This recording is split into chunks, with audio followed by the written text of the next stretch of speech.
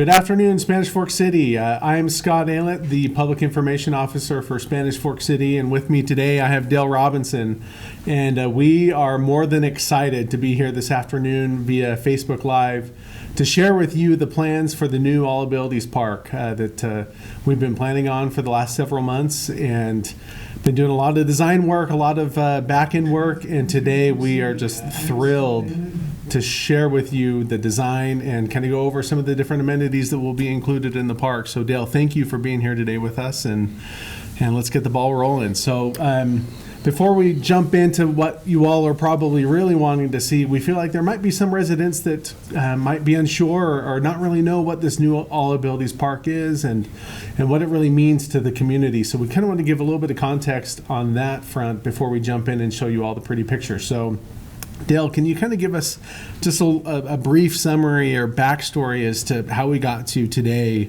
with this All Abilities Park?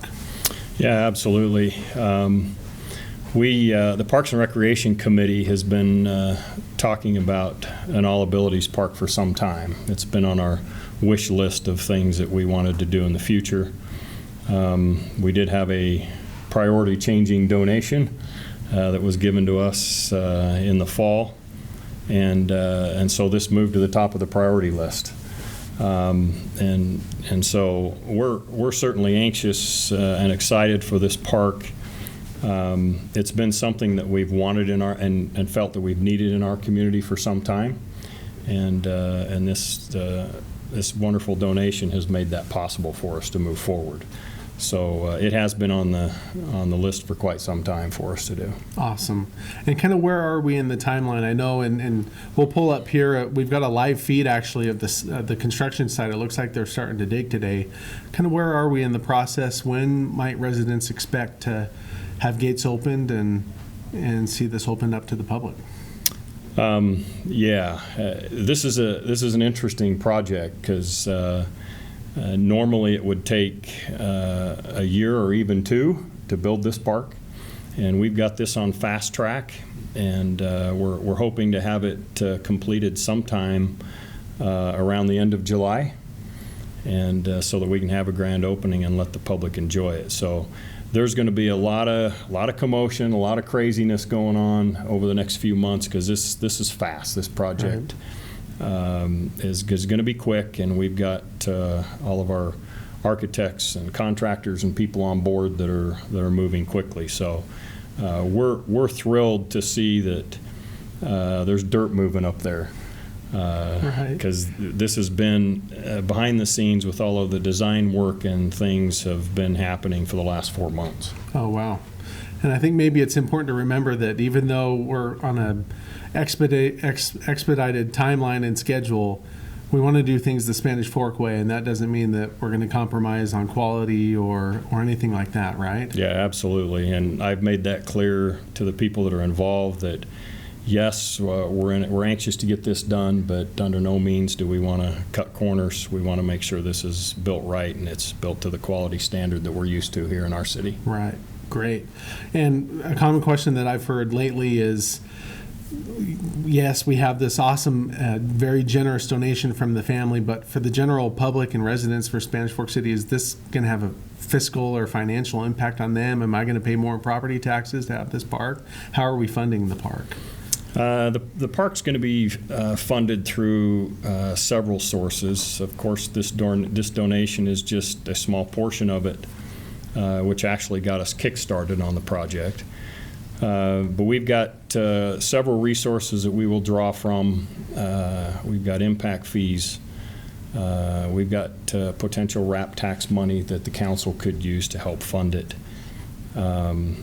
So basically to the residents, just keep spending your money in Spanish Fork. So that benefits us and helps us provide us a way to help fund this park. But there's several avenues that we're looking at to help. So it will not increase their property tax. Right. As well as non-residents, right? I mean, you look at Thunder Junction in St. George, right? And how many people from outside of St. George enjoy Thunder Junction. I think we could probably anticipate something like that with our All Abilities Park, not only pulling from our residents, but residents from neighboring communities coming to enjoy this wonderful amenity. Oh yeah, absolutely.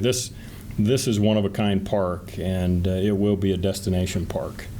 My family certainly goes to Thunder Junction in St. George and enjoys that, as I know many people do in our community, and this will be of similar caliber for sure. Awesome. Well, before again we get to the pretty pictures, one last kind of question that I have for you, Dale, is what's gone into the design process? I'm sure it's not easy, and it sounds like we've had kind of the best minds from the city as well as from the design firm who helped out with this. How did we solicit or solicit feedback or input on the design portion of the project? That's a good question. Of course, we've done our research in-house.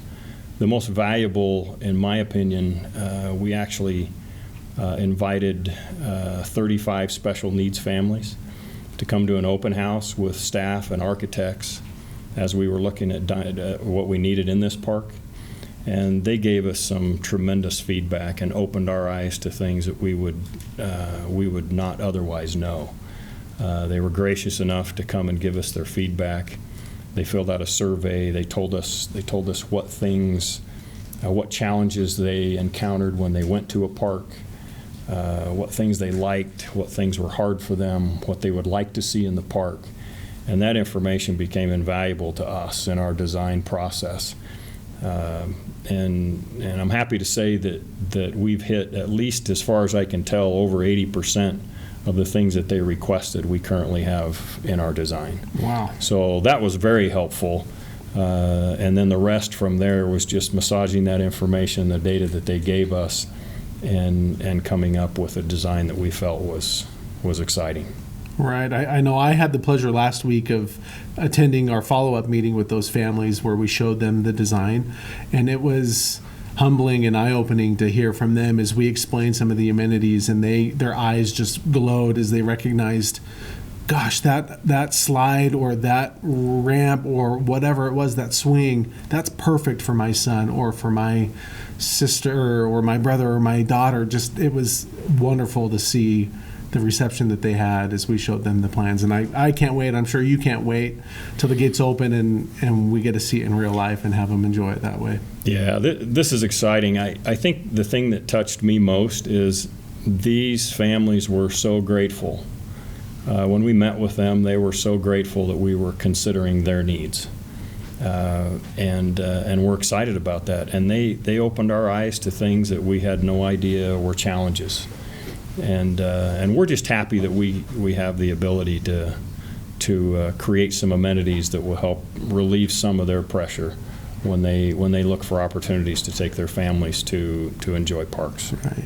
And we keep referring to it as the All Abilities Park. And what do we mean by that? Does it mean that everything is accessible to everyone?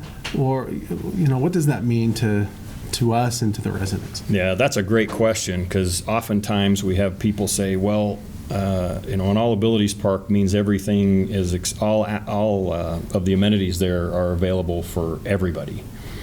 And that's not the case, but what that means is that the person who now has to take their family to 3 different parks to get a park experience because they have 3 different needs, especially these special needs families, they can all come to this park, and there's something there for everybody. There's something there for those who have special needs and those able-bodied children as well. But the neat thing is they can recreate and enjoy a park experience and interact with each other, regardless of what their circumstances are. Mm-hmm. You can have parents who are actually in a wheelchair who want to just come have an experience with their child in the park, and they can interact with them. You can have special needs children and their siblings interact with each other in various play apparatus. So that's the neat part about the park, is there's something there for all family members. And we'll see some of that as we go through the park. Right.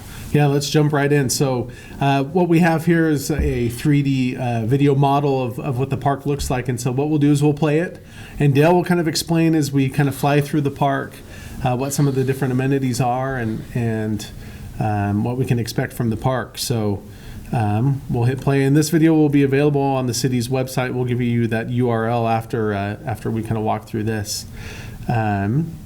So Dale, you kind of take it away, and I'll kind of pause throughout the video as we look at different amenities. Okay. Here what you can see is we've got a trail all the way around, a 10-foot asphalt trail all the way around the outside of the park. You can see this wrought iron fence here. One of the things that the families requested is that the park is completely fenced in and that there's only one entrance. There's autistic kids and other kids that run, and the family members really wanted that. You've got wide sidewalks here, 12-foot wide sidewalks. Here we're going into the sensory garden, and this will be crusher fines. It'll be a hard surface, so it's wheelchair accessible. But this sensory garden is for just what the name indicates, and that is a quieter place, a place where you can go if you need to get away from the confusion and the noise. You can see there's play panels in there, which are interactive play panels, touch, feel, those types of things. But you can kind of get away from the crowds and have some time to yourself. This little area here is a music area. Again, you think in terms of special needs or otherwise, and there'll be some noisemakers there, and you can hear and play. But feel, touch, and smell is really the goal back in here, and some neat little areas where you can hang out and enjoy some peace and quiet. And then we get into the more active. So that's kind of the passive part of the park, is the sensory garden. The more active part of the park, of course, these are swings, and these are special swings. You've got the ones that you actually seatbelt people in. You've got the swings where the mother and the child can sit face to face with each other. The ones that are shown here aren't actually the ones that are going to be in here, but those are ones that are popular in these types of parks. And we have two sets of these swings, as you'll see. One of the big things we had requested was to make sure we had lots of shade and lots of places to sit. So you'll see as we go through the park here that there's a lot of shade structures and a lot of places for people to sit. This swing here is a wheelchair swing. And so it's fenced in, and it will be given access to. You have to be actually trained on this to use it. Oh, wow. So any families that have children or people in wheelchairs that would like to utilize this swing, they will receive training on this, and they actually will receive a key to access it and operate it once they receive training. Because it's not one that's just open to anybody to go in and play on it. Okay. It requires some training, but a neat addition to our park. And one that was specifically requested, yes, right? By absolutely. Some of these families. So we've got a couple of smaller pavilions with picnic tables. Again, a second set of swings, which will replicate the ones that we just saw. You can never have too many swings. Can never have too many swings. Especially the ones that you can strap kids in. Those seem to be quite popular. This centerpiece here is going to be we call it the Incredible Tree.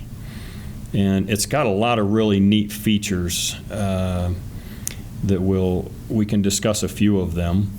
The one is that I don't know if we'll go back over to where the ramp is. But this tree house, let me just give you some perspective. You really can't tell the magnitude of it by looking at this picture. The base of this tree is 12 feet by 8 feet. So it's very large. And actually, it goes up, the top of the tree house is 24 feet. And yeah, if you can see the cursor there, the top of that's 24 feet. And the platform up on top is 16 feet. And then what we've done is we've created, the big thing now is to create elevated play. And so you can see we've got some ramps here that go up, and you got to have 12 feet of ramp for every foot of elevation. And so we've actually got this ramp that goes up to about the 6-foot mark, so that you can actually take wheelchairs up there. They can look inside the tree.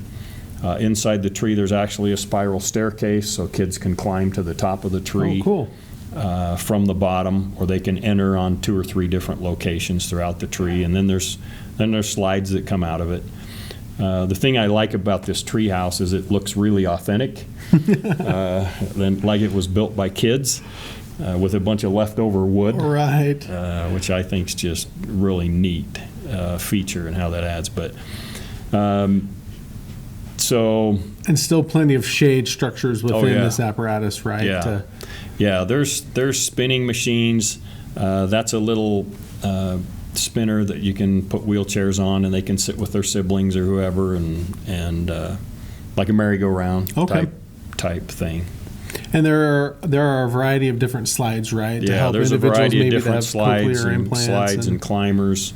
Yeah, we do have. That's one of the things we learned is that plastic slides affect cochlear implants. And so we need to have some metal slides for them to be able to enjoy so it doesn't affect that. And make sure to have shade over those metal absolutely, slides, right? So 'cause they don't get too hot. They do get hot.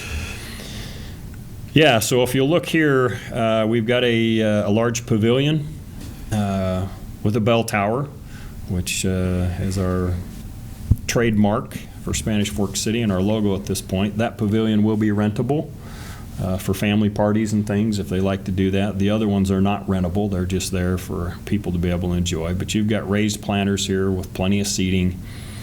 We kind of buzzed by a couple of play pods, but we'll keep going here. These are some zip lines, which are very popular, that have seat belted seats they can sit in as well. There's actually 3 of them. I don't know if that'll be enough. When our family's been to St. George, they have 2, and there's always a line. So we thought we'll for sure add 1 more and see if that helps alleviate it and make it more accessible for everybody. And the nice thing, I think, with the park and the amount of space that we have is, let's say down the road, if we feel there's a need, we've got some space there that we could add additional features, right? Yeah, absolutely. We've got, this park sits on, we've got about 11 acres, and that includes the parking lot and stuff, but this is a large park, and you'll notice that it's pretty wide open, which we like. We want it to be open and free-flowing so it doesn't feel like it's crowded. You've got 12-foot walkways going through the park.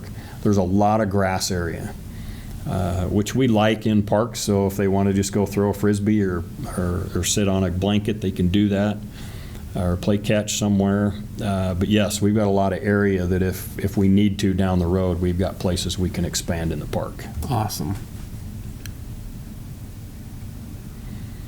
So this is coming up on a water feature. Again, you can kind of see some bubbling water there with the splash pad. I assume we'll probably come back to that. But this, right now, this pathway is a gradual incline that will take us up on top of, not on top, but clear up about 12 feet up on a mountainside. You can see right here there's a big grassy hill. What kid doesn't like to roll down a hill, right? So this is our rolling hill for kids that want to just roll down a hill. But this will take you up and actually go through a tunnel, which is kind of fun. But first, we're going to stop and go out on an overlook. Again, here's one of those experiences where you've got elevation, and so you can come out on this elevation area and you can overlook the entire park. Which is kind of fun. We got one of those on both sides. You can see the waterfalls there, and we'll go down and talk about those in just a second.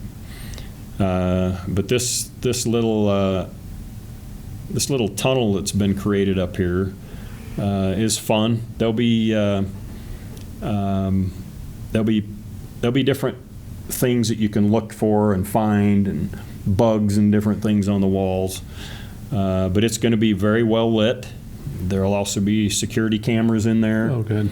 You can see that there's actually some natural light coming in as well. So they've left some holes in there so that it's not dark and scary. But yeah, it'll be well lit, so your children will be safe in there, as well as security cameras. So there's the other lookout on the other side of the mountain, and then a little staircase that's been built, that's going to be built there. You can see on the left as you look there, we've utilized the slope of the mountain to create some more play area. So again, there's going to be more slides. There's going to be some climbers. This is a neat feature because it's actually a grotto area. So one of the sensory things that is neat about water is you can touch it, feel it, listen to it. So there's a place you can come back behind here, actually sit and watch the back of the waterfall, which is fun. Who doesn't like to look at the back of a waterfall, right? But the water all the way along this path is only like 2 inches deep. Oh, cool. So it's accessible in many areas. You got spray nozzles along the way so that it's interactive for kids. You've got rocks going across. You can hop across the rocks. You've got bridges that go across the water. And then as you get further down to where the kind of splash pad area is, there's some water play tables is what they call them. They call them water tables. And you can actually wheel right up to them if you're in a wheelchair. You can walk right up to them if you're a child. And there's interactive things you can do with the water. Cool. Like you can move things and move water and dam water up and watch it. I mean, there'll be some neat interactive toys there that they can play with water, which is kind of fun. And it looks like here, this is kind of a shot. It's a little far off, but you can see that slope that you talked about, how we've utilized that to incorporate some slides and whatnot. Yeah, there's climbers over there and some fun things, some rocks they can climb on. There's also a pergola right there, which provides a shaded area again for parents and people to sit and just enjoy while their kids and their families playing at the park. And some double-sided benches, right? Just plenty of sitting space for parents and other individuals at the park. Yeah. Now this mountain won't look exactly like that. The rocks will be, more the color of what we're used to around here, but the concept will be the same. The very top of that mountain's 34 feet high. Oh wow! But don't worry, parents. we don't want kids to climb up there. So. Whoop. Looks like we just. Did we lose it? Oh, here we go. Again, look at the colorful shade. A lot of color in the park, which is important. And you've got there's the splash pad area. Again, with more shade and benches. The restroom there on the left is a very nice restroom. It's got a public restrooms. It's also got 3 private restrooms with full-size changing beds in them, which is an important element. It's also got a place where you can charge your phone, so we don't want you to lose contact with the world, right? So we'll have phone charging things right there as well. And then you go back out and you can see the parking lot. This is a nice parking lot with good wide parking stalls in it. Of course, you can tell we like lots of trees. Unfortunately, they won't all be full grown like that when we put them in. But we're excited about the overall layout of this park. Now, you've got a trail, I think I mentioned this in the beginning, you've got a 10-foot asphalt trail that goes all the way around outside the park. And so that will be usable by the public anytime. This park, because it is fenced off and the special nature of it, it will be closed and locked up at night. And we'll certainly have security cameras all around to make sure that we can protect it. But you can see all by this layout that there's a lot of open space here. Right. A lot of grass areas, which is another thing that people really wanted, because it's grass areas in a traditional park, but it does give us, as you mentioned before, the opportunity to expand. If there's something we didn't get, if there's something we need more of down the road, then we can certainly add some features to the park. Right. And one thing that you had mentioned, the mountain won't necessarily look just like that, and I imagine that maybe some of the components or the look of some of the components are probably fluid, right? There might be some minor changes as we go through the rest of the construction process, but overall, we shouldn't anticipate any major changes to this plan, right? Yeah, that's correct. There's actually 5 play pods, is what we call them, that are in here. The major components are going to remain the same. There may be some play apparatus individual play pieces that we change out and interchange Right. with some things. But the swings are going to remain constant, but some of those other play pods that are there may have some things that could be different. But the major pieces that you've seen just now are definitely moving forward. Great. Well, I'm just looking over here on Facebook, and we've got a lot of wonderful comments, a lot of compliments regarding the amount of open space, the garden.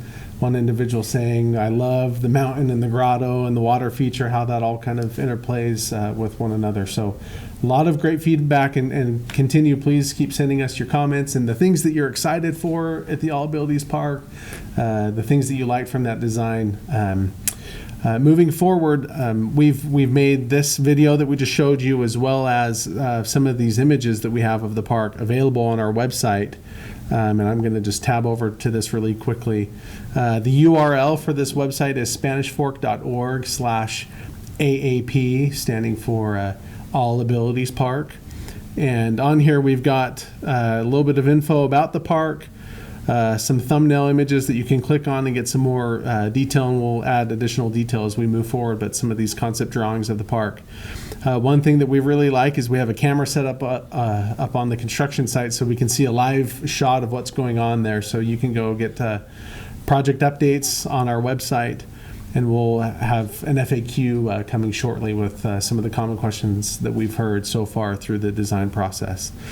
Again, we as a city, and from what we've heard of the residents, we're all really excited to have this park, Dale. And I'm sure you've heard it, I've heard it, and we just can't wait for it to open. And we look forward to the summer when it's open and open to the public, and our residents and others can come and enjoy this wonderful park for our community. Yeah, We'll be sure and keep you informed. We will be having a grand opening. We don't know that time frame yet, but yeah, I just encourage the public, if you see your mayor and council around town, tell them thank you. We appreciate their support and their willingness to help us fund this park, because this is definitely going to be one of a kind in the state of Utah, if not the country. So it's exciting that we're able to have it here in Spanish Fork. Right. So it'll be a really neat amenity in addition to our park system that our citizens will love. I agree, and I think that's what you guys think as well. That's what we've heard so far. So continue to leave comments in the comment section of those amenities that you love from the design, and what you think of it moving forward as we anticipate the completion of this project, hopefully by the end of this July. So again, thank you so much for tuning in today. We appreciate you being here and for your comments and thoughts, and we look forward to sharing more with you regarding this project as we move forward. Thank you so much, and have a good day.